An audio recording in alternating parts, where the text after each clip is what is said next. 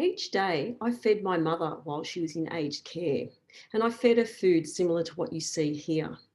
In case you can't recognise it, it's fish, chips with vegetables. We are AC Now, and our mission is to improve food in aged care. But it's not only what the food looks like, it's the nutritional quality of the food. We know that 2/3 of residents are malnourished or at risk of malnutrition, and this increases their risk of falls and fractures.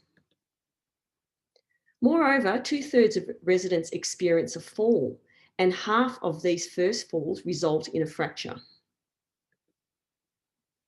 So our solution is an education program for food service staff so that they can actually implement the methods of food provision that we used in our research project that involved 60 residential aged care facilities and over 7,000 residents.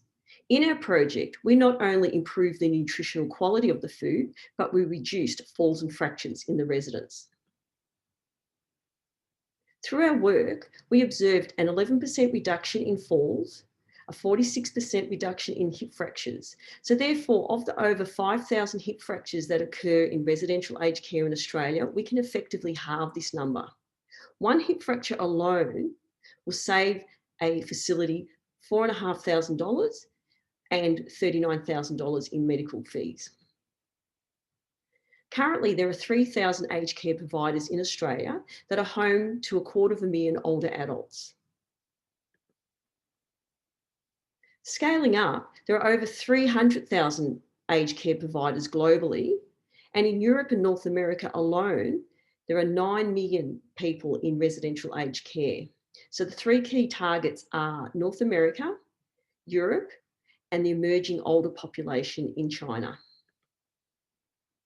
Currently, there are a number of competitors looking at improving food in aged care. But how we differentiate ourselves from the current competitors is that our intervention is the only one that's evidence-based and is demonstrated to improve clinical outcomes. Our intervention targets all residents, not just those with special dietary needs, and we don't rely on any specific products. We will target the education program at aged care providers. As we have demonstrated, if they implement this type of food-based intervention, it is cost-saving to them. From our interviews, we have noted that this could then be used as a marketing strategy to attract more residents.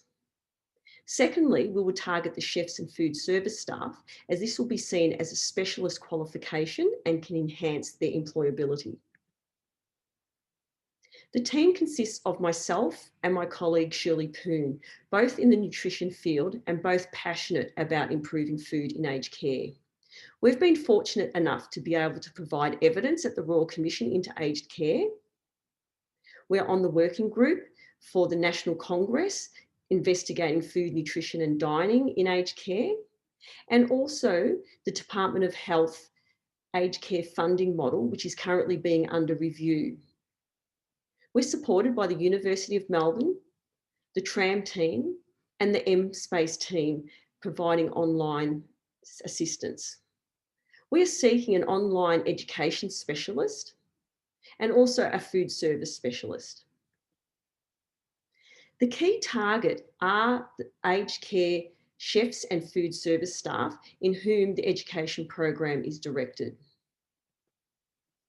But we'll also look at targeting families, dietitians, general practitioners and geriatricians that are involved in aged care, as they can create the need for better nutrition in aged care. Currently, the results of the research project is in review in the world-leading medical journal, the New England Journal of Medicine. We then look at developing the food service training program and pilot this program. With this information, we can take it to government to demonstrate that this type of food-based intervention is cost saving. And also we have the method to train staff so this could be rolled out across Australia. And then finally, we aim at rolling out the food service training program. So what we are seeking is funding to set up and pilot the online program, and based on a quote we received that entails $25,000. We require an online education specialist and also an aged care provider that would be happy to pilot our trial within. So we are AC now, not only improving the quality of food provided in aged care, but also improving clinical outcomes in the residents.